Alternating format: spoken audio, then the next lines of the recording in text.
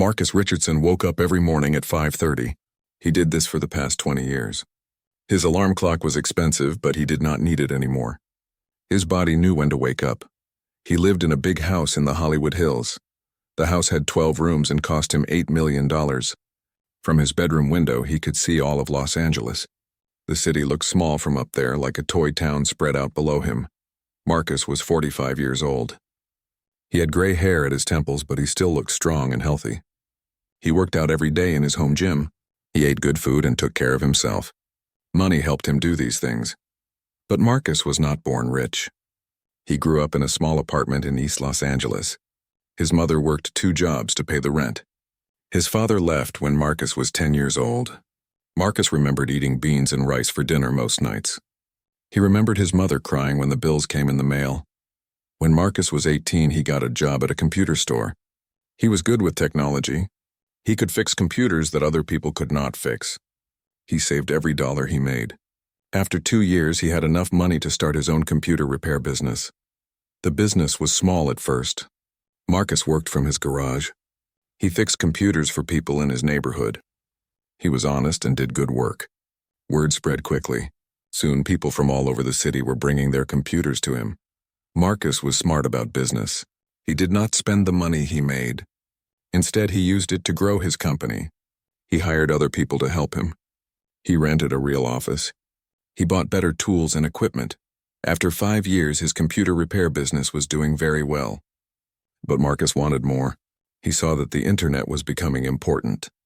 He started a new company that built websites for other businesses. This company made even more money than his first one.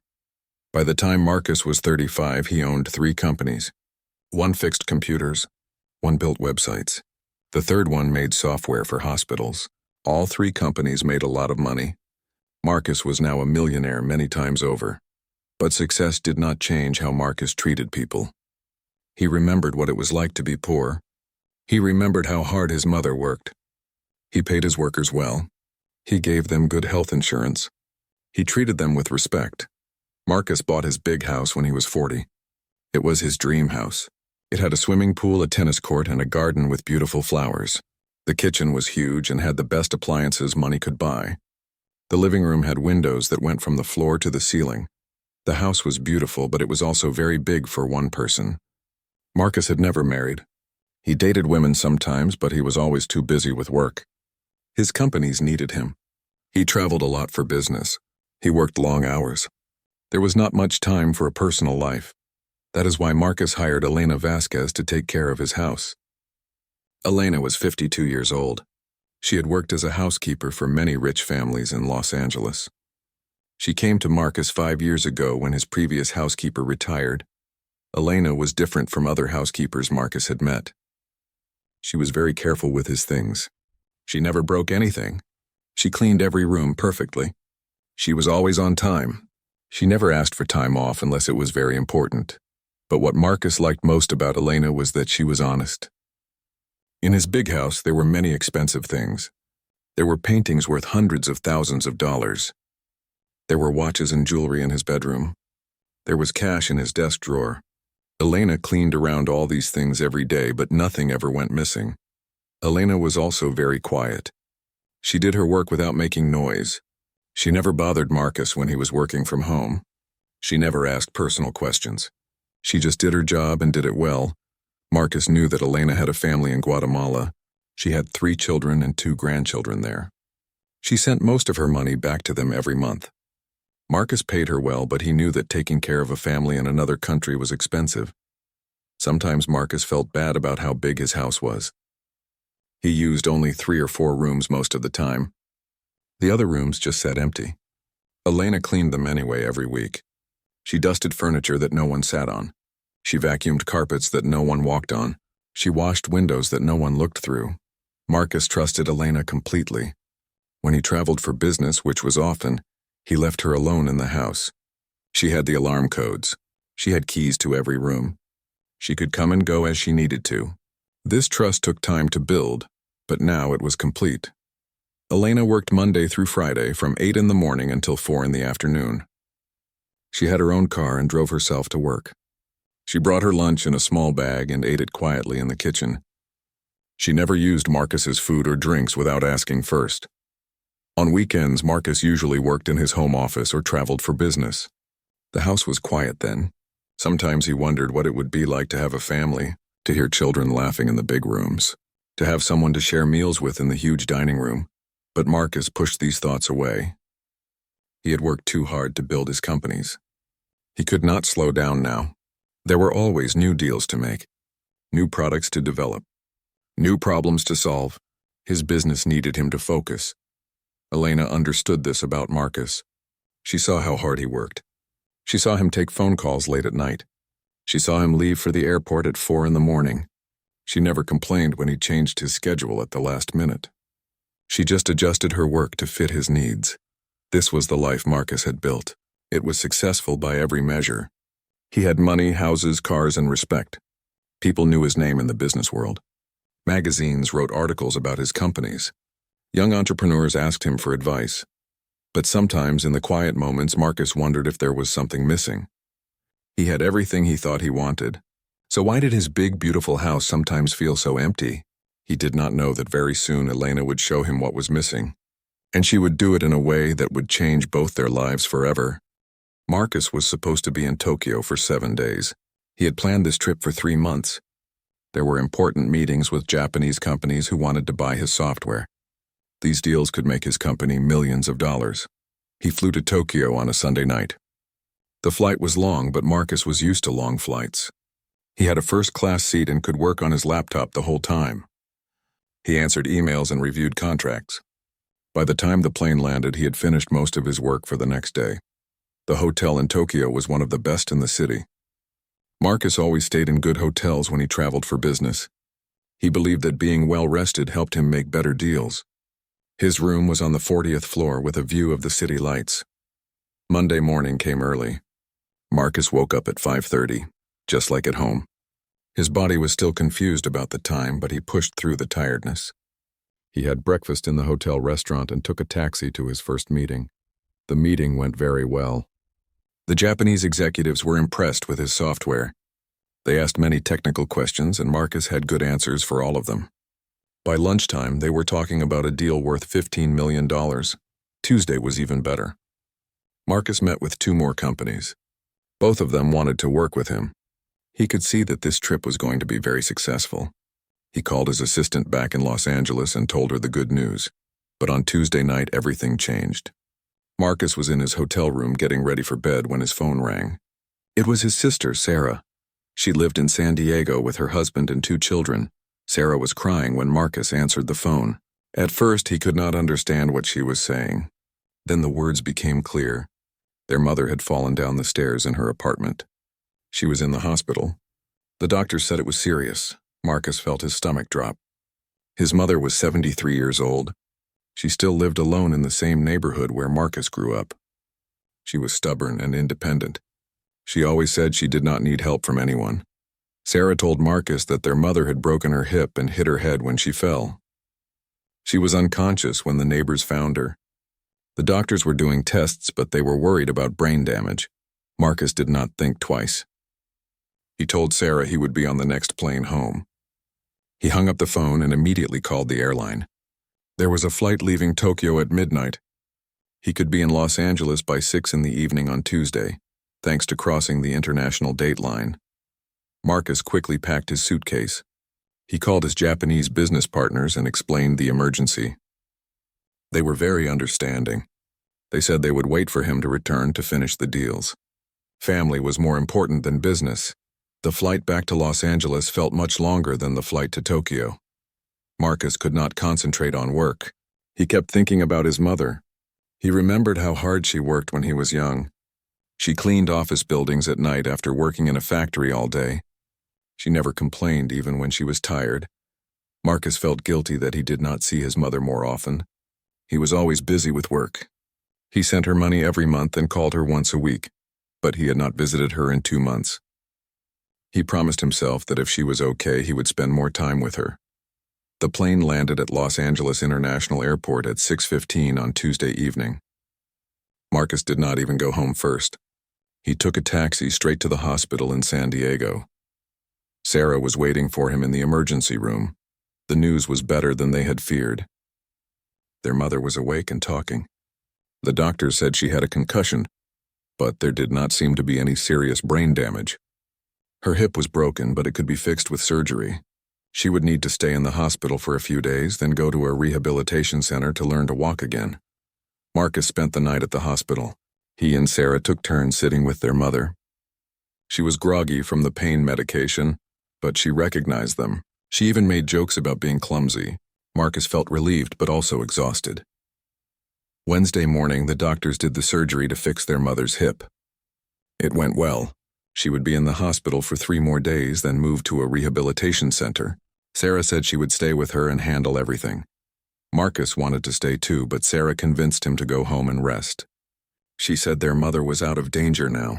Marcus could come back on the weekend. He needed to take care of his own health too. So on Wednesday afternoon, Marcus finally drove home to his house in the Hollywood Hills.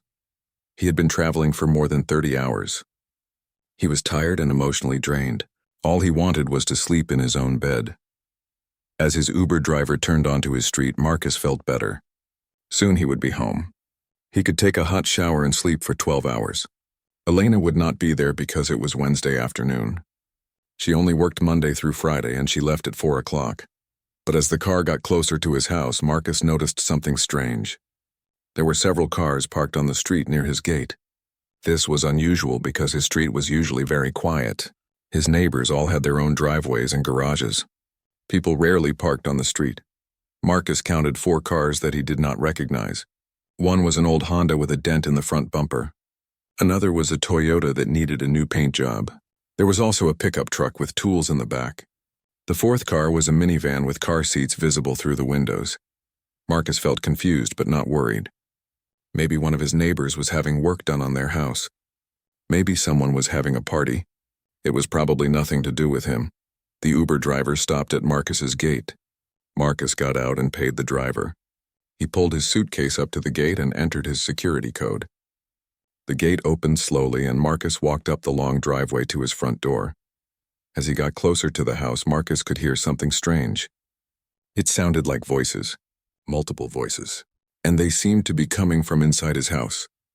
Marcus stopped walking and listened more carefully. He could definitely hear people talking inside his house. There were adult voices and what sounded like children's voices too. This made no sense. Elena should not be there and she certainly should not have other people with her.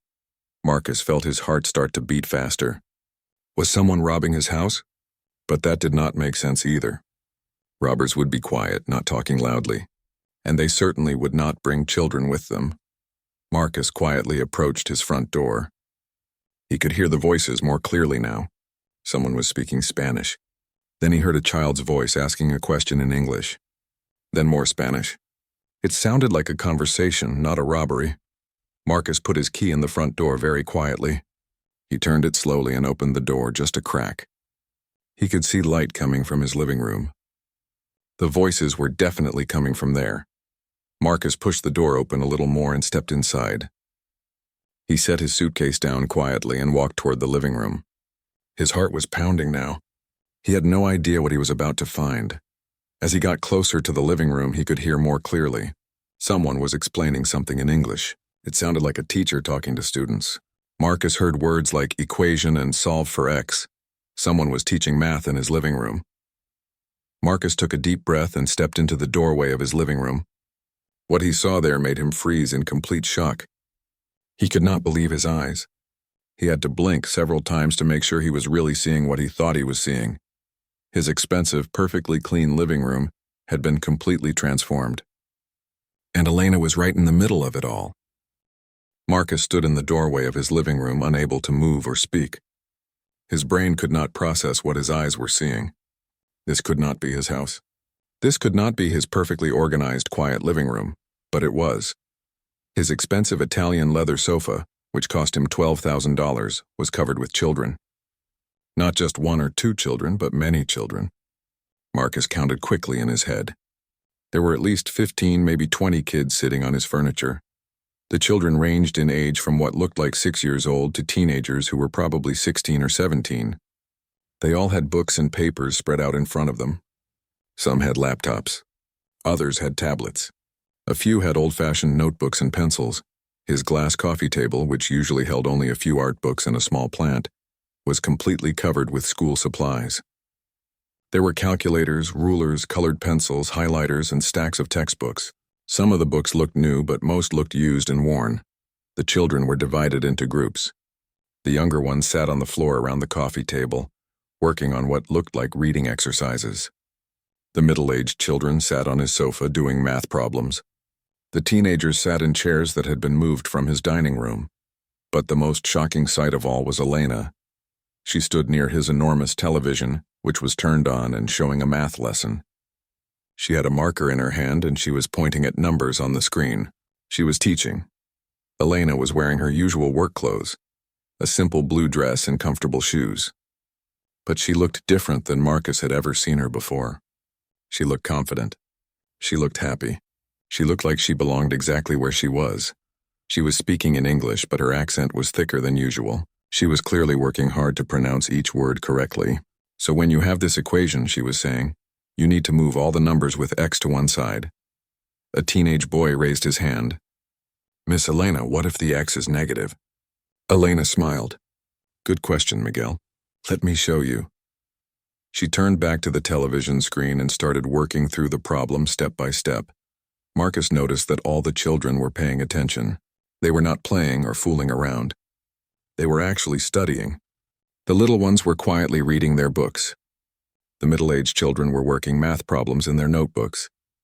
The teenagers were taking notes as Elena explained the algebra lesson.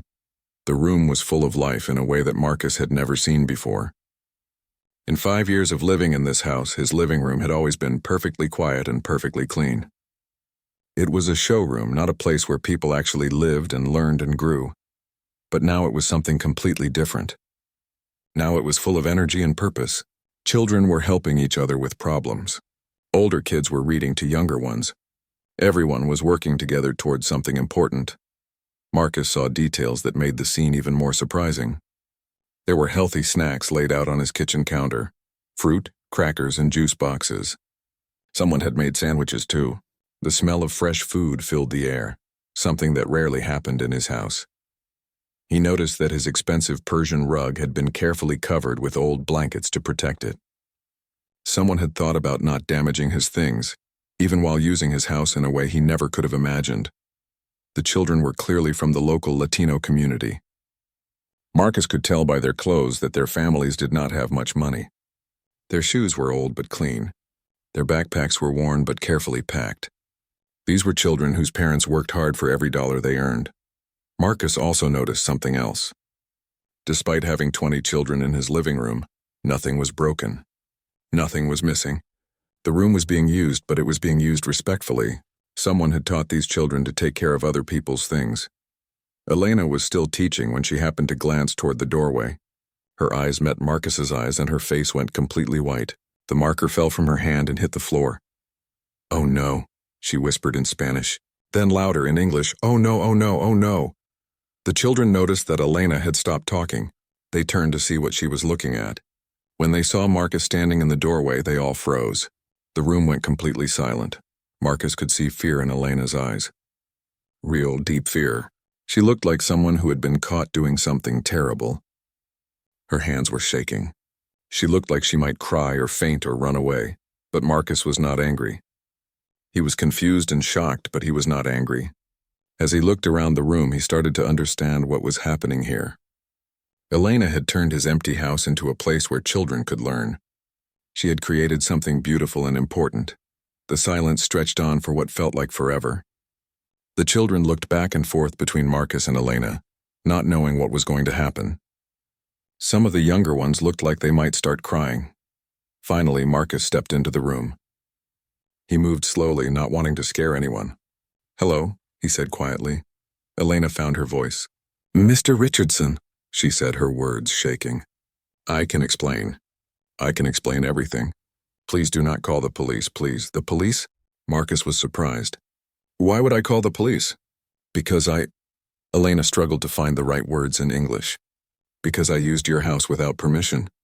Because I brought all these children here. Because I—" She stopped talking and just stared at him. Tears were starting to form in her eyes. Marcus looked around the room again. He saw a teenage girl clutching a science textbook. He saw a little boy with a pencil in his hand, frozen in the middle of writing something. He saw children who had been learning and growing and doing important work. "How long has this been going on?" Marcus asked. Elena's voice was barely a whisper. 8 months. 8 months? Marcus was amazed. Elena had been running this program in his house for 8 months, and he had never known. She had been taking a huge risk, and she had been doing it perfectly. "Every Tuesday and Thursday," Elena said, "when you are at your office downtown. I know your schedule. I know when you are not here." Marcus nodded. Tuesday and Thursday were his longest days at the office. He usually did not get home until after 6 o'clock. Elena's workday ended at 4. That gave her 2 hours twice a week. "And today?" Marcus asked. "You were supposed to be in Tokyo until Sunday," Elena said. I thought you would not be here." Marcus understood. Elena had known his travel schedule. She thought she had 4 more days before he came home.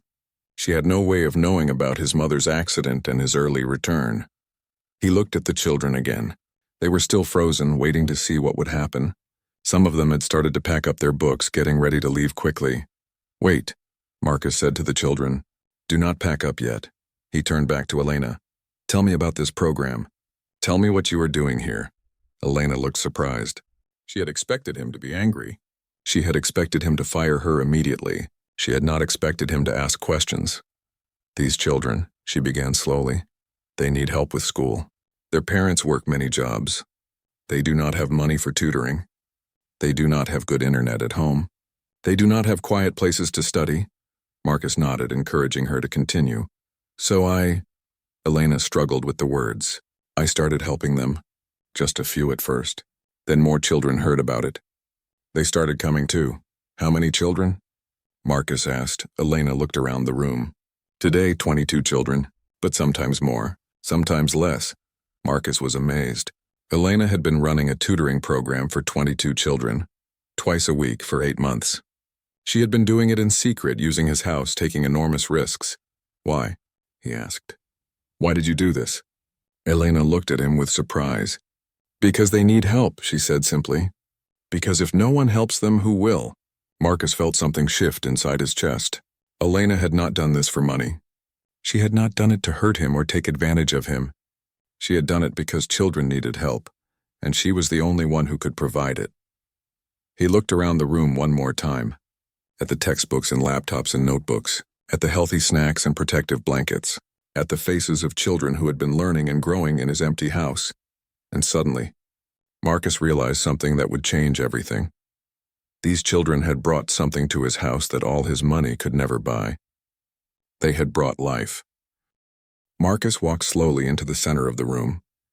The children watched him with wide eyes, still not sure if they should run or stay. Elena stood by the television looking like she wanted to disappear into the wall.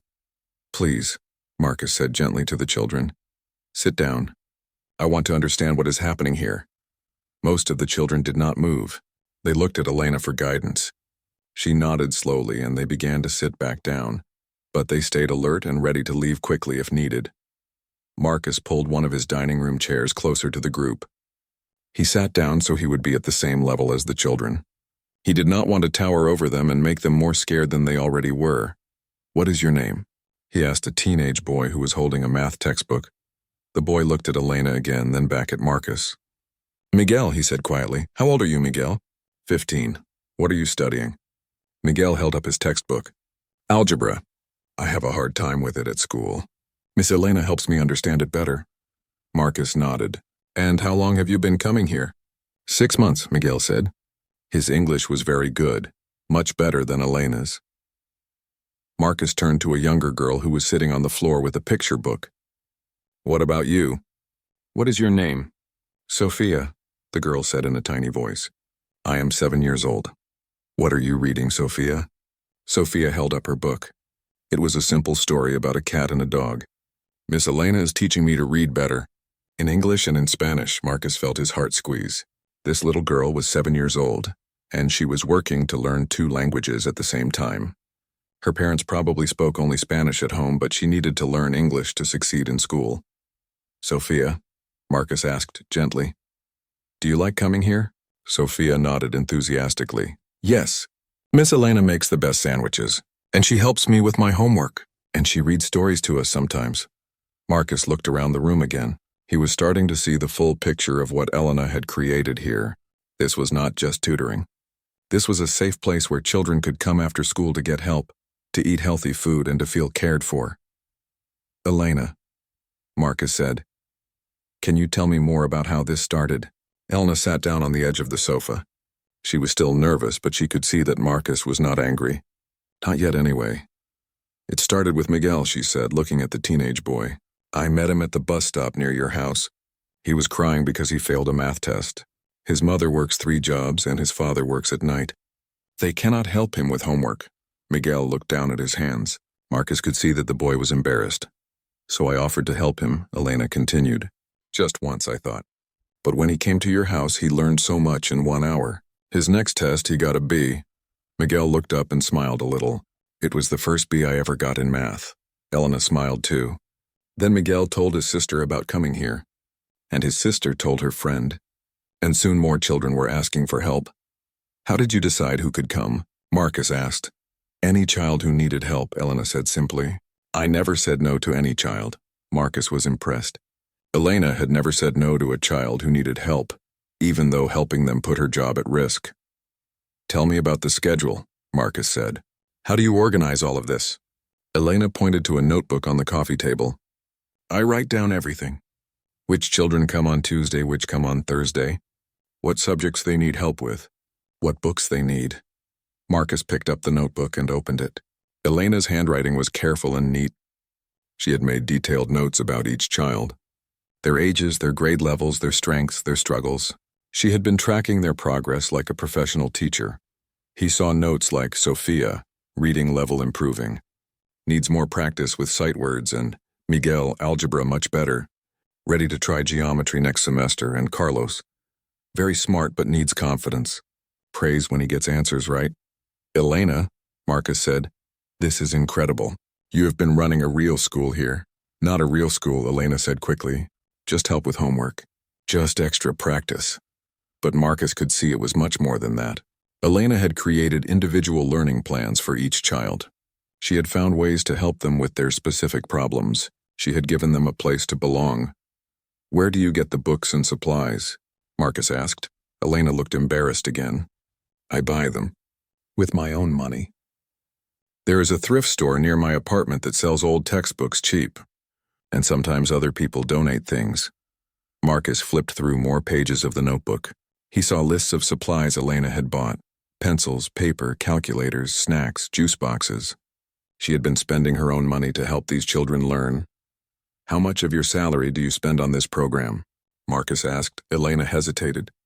Maybe 30%. Marcus felt his chest tighten. Elena was spending almost 1/3 of her income to buy supplies for children who were not even her own family. She was sending money to her family in Guatemala and also supporting this tutoring program. Elena, he said softly, why did you not ask me for help? Why did you not tell me what you wanted to do? Elena looked at him with surprise. You would have said no. How do you know that? Because, Elena struggled to find the words, because rich people do not like poor children in their houses. Because you hired me to clean, not to teach. Because it was not my place to ask. Marcus felt a pain in his stomach. Elena had been afraid to ask him for help. Because she thought he would automatically say no. She thought he was the kind of person who would not care about children who needed help. But you did it anyway, Marcus said, even though you were afraid. Yes, Elena said quietly. Because the children needed help more than I needed to feel safe. Marcus looked around the room at all the children. They were still watching him carefully, but they seemed less afraid now. Some of them had gone back to working on their homework while he and Elena talked. Miguel, Marcus said, can you tell me what this program has meant to you? Miguel thought for a moment. Before I started coming here, I was failing math. I was failing English too. I thought I was stupid. I thought I would never graduate from high school. And now? Now I have a B average in math. I am passing all my classes. I think maybe I can go to college. Miguel paused.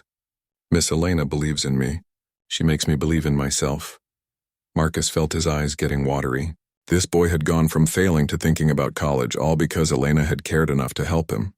"Sophia," Marcus said to the little girl, "what do you like best about coming here?" Sophia thought seriously about the question. "I like that Miss Elena listens to me read. At home, everyone is always busy. But here, Miss Elena has time to listen, and when I read a whole page without mistakes, she claps for me." Marcus had to blink back tears. This little girl just wanted someone to listen to her read and to clap when she did well. Such a simple thing, but it meant everything to her. Marcus looked at Elena with new eyes. For 5 years, he had seen her as someone who cleaned his house, someone quiet and invisible who did her job and went home. He had never really thought about who she was as a person. But Elena was not just a housekeeper. She was a teacher. She was a caregiver. She was someone who saw children in need and found a way to help them, even when it meant risking everything she had worked for. "Elena," Marcus said, "I need to ask you something important." Elena tensed up again. "Yes? Have you ever taken anything from my house? Have you ever used anything that was not yours to use?" Elena shook her head firmly. "Never. I only use your Wi-Fi for the children's homework. I only use your kitchen to make snacks. I always clean everything better than before. I never take anything," Marcus believed her. In 8 months of running this program, Elena had never taken advantage of his trust in any other way. She had only used his house to help children learn. "And you have never damaged anything?" "Never," Elena said. "I am very careful. I make the children be careful too. We put blankets on your rug. We use only your old dishes for snacks. We are very, very careful," Marcus nodded. He could see that this was true. Despite having 22 children in his house twice a week for 8 months, nothing was broken or missing. Marcus stood up and walked to the window. He looked out at his garden, thinking about everything he had learned. Elena had created something beautiful and important in his house. She had helped children who had nowhere else to go. She had changed their lives, but she had also done it without his permission.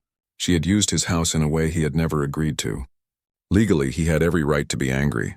The question was, what kind of person did he want to be? Marcus turned back to face Elena and the children. They were all looking at him, waiting to see what he would decide. The next few minutes would change all of their lives forever. Marcus stood by the window for a long time, looking out at his perfect garden. Behind him, he could hear the nervous breathing of 22 children and one very frightened woman. The silence in the room felt heavy, like a storm cloud ready to burst. His mind was racing with thoughts and emotions he had never felt before. Part of him was amazed by what Elena had accomplished. Part of him was touched by the care she had shown these children.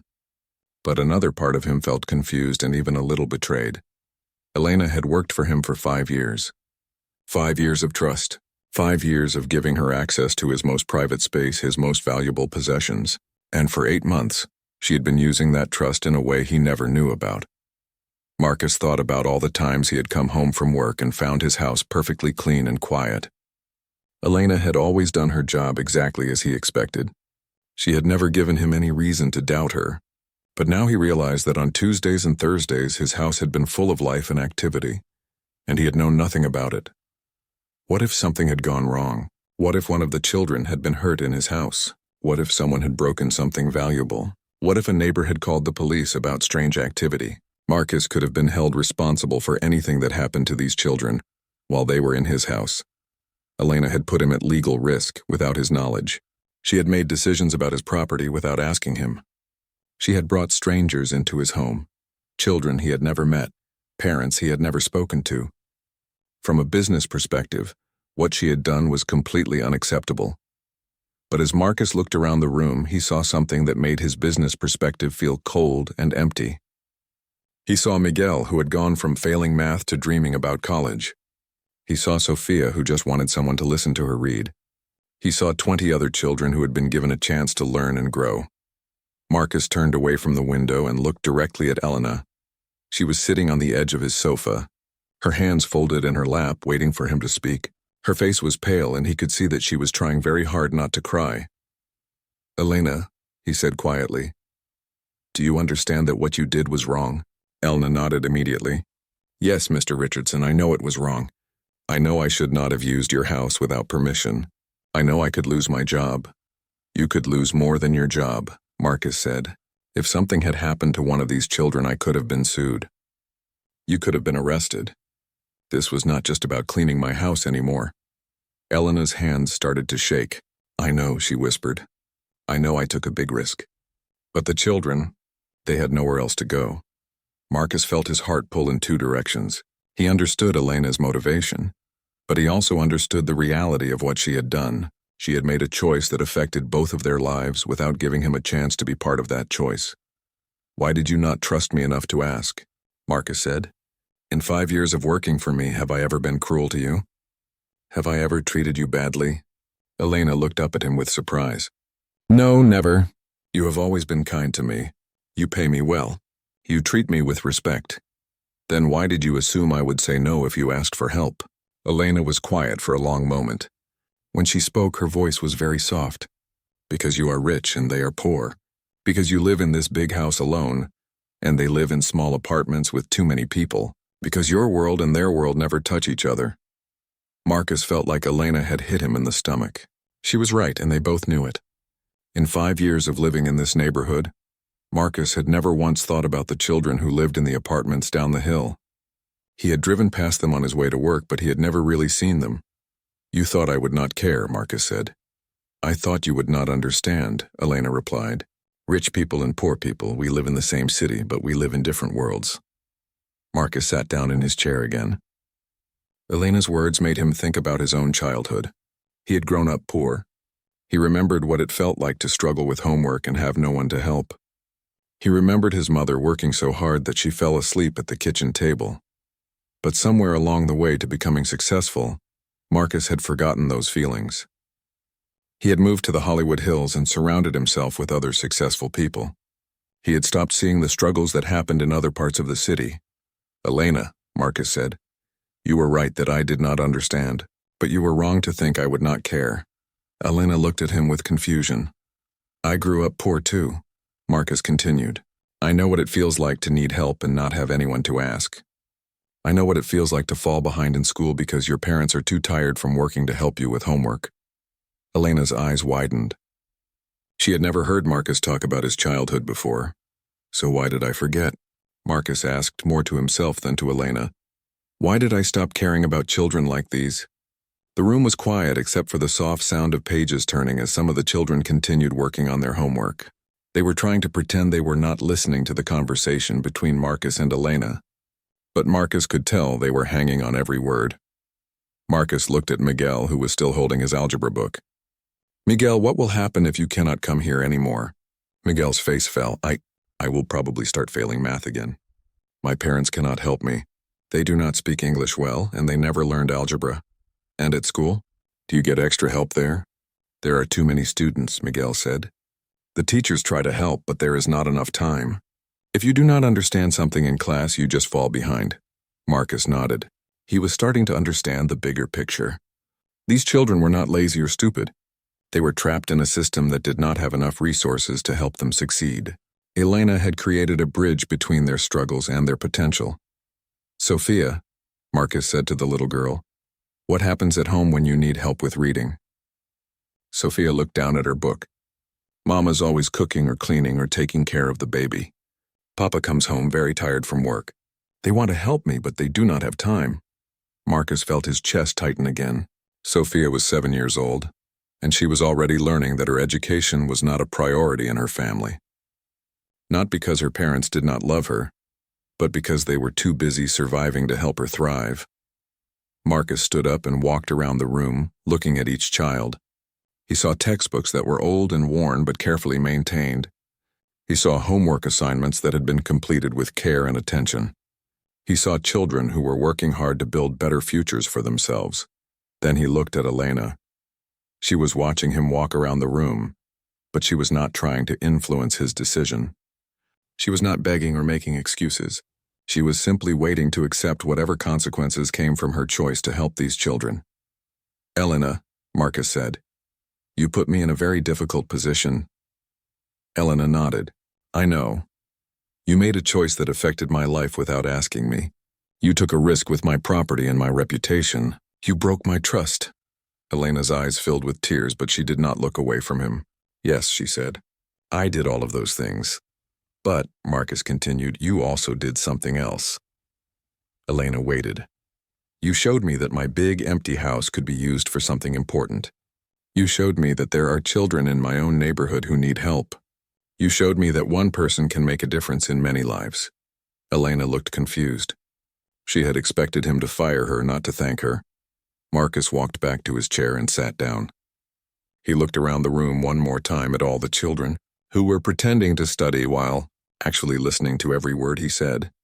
You also showed me something about myself, Marcus said to Elena. You showed me that. I had become the kind of person who would drive past struggling children every day and never think to help them. You showed me that having money means nothing if you do not use it to make the world better. The room was completely silent now. Even the children had stopped pretending to work. Marcus took a deep breath. The decision he was about to make would change everything. For Elena, for the children, for himself. But as he looked around the room at all the faces watching him, Marcus realized that the decision had already been made. It had been made the moment he saw what Elena had created in his empty house. The only question now was whether he would have the courage to follow through with it. Marcus sat in his chair for what felt like hours but was probably only minutes. The children in his living room had given up pretending to study. They were all watching him, waiting to see what would happen to their safe place, their chance to learn, their hope for better futures. Elena sat perfectly still on the sofa, her hands folded in her lap. She had stopped crying, but her eyes were red. She looked like someone who was preparing herself for the worst news possible. Marcus thought about all the choices he could make. He could fire Elena immediately and ask everyone to leave. He could report what had happened to the authorities. He could change his locks and security codes and pretend this had never happened. From a legal standpoint, that would be the safe choice. Elena had violated his trust and used his property without permission. Any lawyer would tell him to protect himself and end this situation quickly. But Marcus also thought about the other choice he could make. The choice that scared him more than any business deal he had ever negotiated. The choice to step outside his comfortable, wealthy world and do something that really mattered. Marcus stood up slowly. All eyes in the room followed him. He walked to the kitchen area where Elena had laid out snacks for the children. He saw the sandwiches she had made cut into neat triangles. He saw the fruit she had washed and sliced. He saw juice boxes arranged in a row. Elena had been feeding these children. With her own money, she had been making sure they had healthy snacks while they studied. She had been taking care of them in every way she could. Marcus opened one of his kitchen cabinets and pulled out a glass. He filled it with water from his expensive filtration system and took a long drink. He needed a moment to find the right words for what he wanted to say. When he turned back to face the room, he saw that Miguel had started to pack up his math book. Sophia was closing her picture book and putting it in her backpack. The other children were following their lead, getting ready to leave and never come back. Wait, Marcus said firmly. Do not pack up your things yet. The children stopped moving. They looked at him with confusion and hope. Marcus walked back to his chair and sat down. He looked directly at Elena. Elena, he said, I need to ask you some questions and I need you to answer them honestly. Elena nodded. Yes, Mr. Richardson. How many children in this neighborhood need help with their schoolwork? Elena thought for a moment. Many children, maybe 50 or 60 who could benefit from extra tutoring. And how many children could you help by yourself working 2 afternoons a week? Maybe 25 children maximum, Elena said. If I had better space and more supplies. Marcus nodded. What would you need to help more children? Elena looked surprised by the question. She had expected him to ask how quickly she could clean out his house, not how she could expand her program. I would need more space, more computers, more books, more teachers to help me. Elena paused. But Mr. Richardson, I do not understand why you are asking these questions. Marcus smiled for the first time since he had walked into his living room.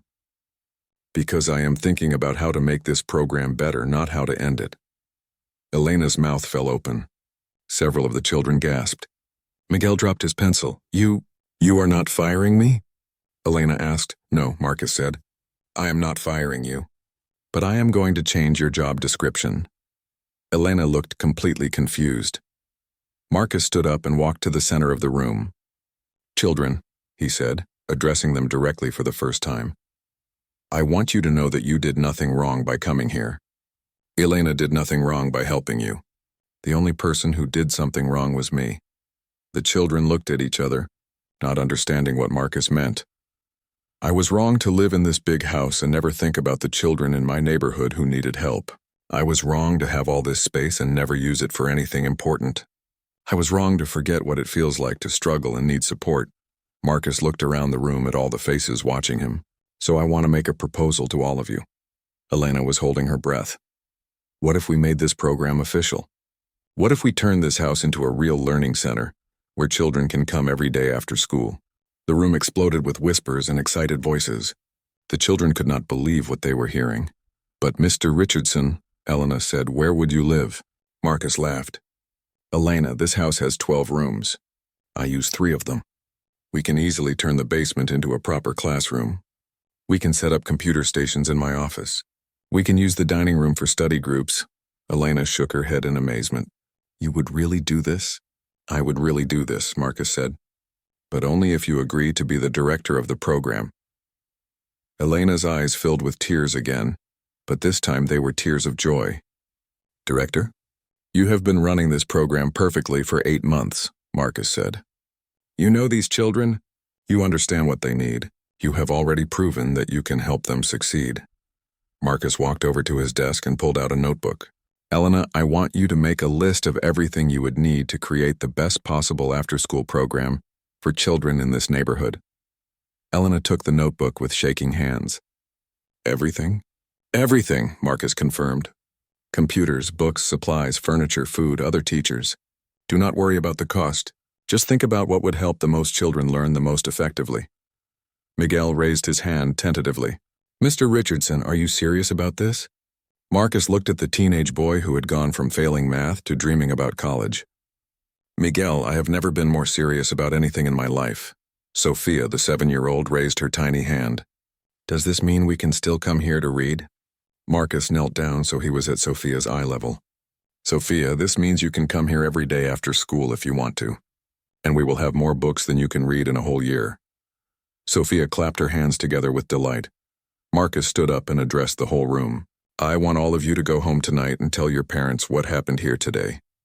Tell them that this program is now official. Tell them that you have a safe place to come every day after school to get help with homework, to use computers, to eat healthy snacks, and to prepare for college. The children were buzzing with excitement now. They could hardly believe their good fortune. Elena, Marcus said, I also want to give you a raise, a significant raise. You will no longer be my housekeeper. You will be the director of the Richardson Learning Center. Elena put her hand over her mouth. The Richardson Learning Center? Unless you want to call it something else, Marcus said with a smile. Elena shook her head. No, that is perfect. Marcus looked around the room one more time. There is just one thing I need all of you to promise me. The room grew quiet again. I need you to promise that you will work hard, that you will take care of this space, that you will help each other succeed, and that someday when you are successful adults you will remember to help children who need what you needed today. Miguel stood up. Mr. Richardson, I promise.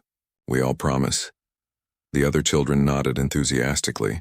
Marcus felt a warmth in his chest that he had never experienced before. For the first time in his life, his money was going to be used for something that truly mattered. His empty house was going to be filled with purpose. Elena, he said, I have one more question for you. Yes? When can we start? 3 weeks later, Marcus stood in his basement watching construction workers install the last of the new lighting fixtures. What had once been a storage space for old furniture and holiday decorations was now a bright, modern classroom with 20 student desks, a smartboard, and built-in bookshelves. The transformation of his house had happened faster than Marcus thought possible. Once he committed to the idea, he threw himself into the project with the same energy he had always put into his business deals. But this time, instead of making money, he was spending it on something that would change lives. Elena had created a detailed list of everything the Learning Center would need. Marcus had read through her notebook 3 times, amazed by how thoughtfully she had planned every detail. She had researched the best educational software, the most effective tutoring methods, and the healthiest snacks for growing children. Her list included 20 laptop computers, a printer and scanner, math manipulatives for younger children, science experiment kits, a library of books in both English and Spanish, comfortable chairs for reading, whiteboards for every room, and a full kitchen setup for preparing healthy meals. Marcus had handed the list to his assistant and told her to order everything immediately. He did not care about the cost. For the first time in his adult life, he was spending money on something more important than his own comfort. The basement classroom was just the beginning. Marcus had also converted his formal dining room into a computer lab. The room that had hosted exactly 3 dinner parties in 5 years now had 10 computer stations where children could research school projects and practice typing skills. His home office, which had always been his private workspace, now shared space with a tutoring area where children could get one-on-one help with difficult subjects. Marcus had moved his desk to one corner and filled the rest of the room with small tables and chairs. Even his living room, where he had first discovered Elena's secret program, had been redesigned. The expensive Italian leather furniture was still there, but now it was arranged to create cozy reading nooks where children could curl up with books or work on art projects. The biggest change was in Marcus himself. He had taken time off from his companies to focus on setting up the learning center. His business partners were confused by his sudden interest in education, but they supported his decision. Marcus realized that he had been working for 25 years to build wealth, and now he finally had a meaningful way to use it. Elena had been overwhelmed by the speed of the changes. Every day she came to work to find new equipment arriving, new rooms being renovated, new possibilities opening up. Marcus had kept his promise to make her the director of the program, and he treated her ideas with the same respect he gave to his business executives. "Mr. Richardson," Elena said one morning as they watched workers install new carpet in the basement, "I still cannot believe this is really happening." Marcus smiled. "Elena, a month ago I could not believe what you had already made happen with almost no resources. Now we have the resources to make it even better." Elena had also been working with Marcus to hire additional teachers.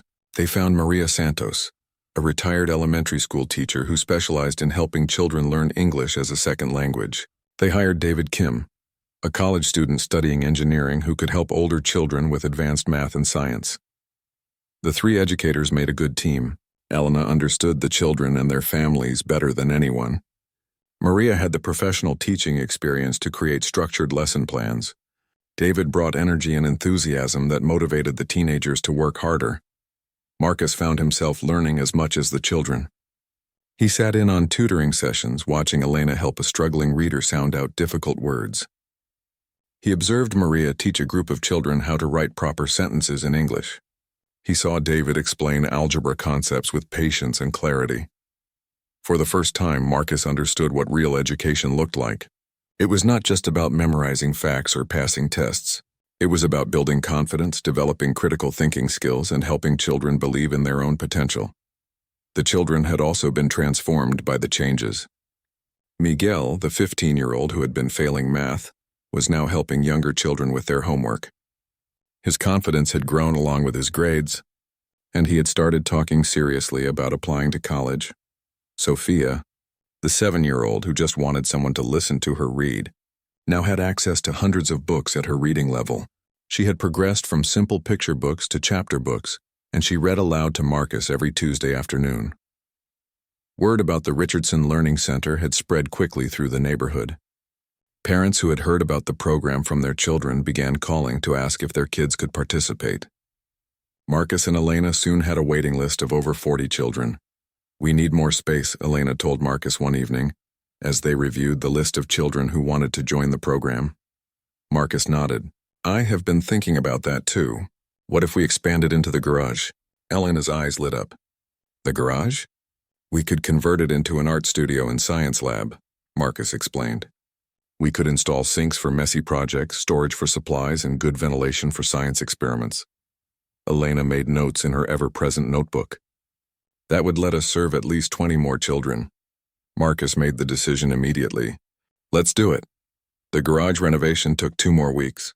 When it was finished, the learning center had 5 distinct areas: the basement classroom for large groups, the computer lab in the former dining room, the tutoring area in Marcus's office, the reading and art space in the living room, and the new science and art studio in the garage.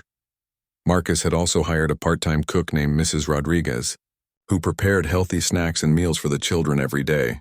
The kitchen that had rarely been used now buzzed with activity, as Mrs. Rodriguez made fresh fruit cups, vegetable wraps, and homemade soup. 6 weeks after Marcus first discovered Elena's secret program, the Richardson Learning Center officially opened with a ribbon-cutting ceremony. Local news reporters came to cover the story of the millionaire who had turned his mansion into a school. "What made you decide to do this?" a reporter asked Marcus as cameras rolled. Marcus looked around at the children who were proudly showing off their new learning spaces. "I realize that having a big house means nothing if it's empty. Having money means nothing if you don't use it to help others. These children taught me what wealth really means." The reporter turned to Elena. "And how does it feel to go from housekeeper to education director?" Elena smiled. "It feels like I finally found my true purpose. I was always a teacher. I just needed someone to believe in me." That evening, after the reporters left and the children went home to tell their families about the ribbon-cutting ceremony, Marcus and Elena sat in the newly renovated living room. "Elena," Marcus said, "I need to thank you for something." "You have already thanked me many times," Elena replied. "No," Marcus said. "I need to thank you for taking the risk to start this program without my permission. If you had asked me 6 months ago if you could bring children to my house, I probably would have said no. I was not ready to see what these children needed." Elena nodded. "Sometimes people need to see something working before they can believe it is possible." Marcus looked around at the learning center that had once been his quiet, empty house. "You gave me the chance to become the person I should have been all along." The Richardson Learning Center was no longer just Elena's secret program. It was no longer just Marcus's empty house. It had become something bigger than either of them could have created alone. It had become a place where dreams could grow. 2 years later, Marcus stood at the back of his transformed living room, watching the first graduation ceremony of the Richardson Learning Center. 12 high school seniors sat in the front row, wearing caps and gowns that the center had provided. Their families filled every chair, and more people stood along the walls. Miguel was the valedictorian. The boy who had once been failing math was now headed to UCLA on a full scholarship to study engineering. As he walked across the makeshift stage to receive his certificate, Marcus felt tears in his eyes. 2 years ago, Miguel said into the microphone, "I thought I was stupid. I thought poor kids like me were not meant for college. But Miss Elena and Mr. Richardson taught me that where you come from does not determine where you can go." The audience applauded loudly. Marcus saw Miguel's mother crying with pride in the front row. She worked 3 jobs but had never missed one of her son's tutoring sessions at the Learning Center. Sophia, now 9 years old, was also at the ceremony. She had become one of the center's best readers and often helped younger children with their homework. She sat with the other elementary school children, watching the high school graduates with wide eyes full of possibility. Elena stepped up to the microphone next. In 2 years, she had transformed from a nervous housekeeper into a confident education leader. She now spoke at conferences about innovative after-school programs. Universities invited her to share her methods with education students. "When I first started helping children in Mr. Richardson's house," Elena said, "I was so afraid. I thought I would lose my job. I thought I was not qualified to teach. But these children taught me that love and caring are the most important qualifications a teacher can have." Elena looked directly at Marcus. "Mr. Richardson took a chance on me when he could have sent me away. He showed me that one person's courage to take a risk can change many lives." The Richardson Learning Center now served 200 children every year. What had started as Elena's secret tutoring program had grown into one of the most successful community education centers in Los Angeles. The program operated 5 days a week, from 3 o'clock in the afternoon until 7 o'clock in the evening. Children from kindergarten through high school could get help with homework, use computers, participate in science experiments, create art projects, and eat healthy meals. The center also offered programs for parents. Elena had convinced Marcus to start English classes for adults in the evenings. Many of the children's parents attended these classes, learning alongside their kids in the same building where their children studied. Marcus had hired 15 full-time staff members and 20 part-time tutors. The center had partnerships with 3 local colleges, which sent education students to gain teaching experience. It also worked with the public library, the community health center, and local businesses to provide comprehensive support for families. The success of the Richardson Learning Center had attracted attention from other wealthy individuals who wanted to create similar programs.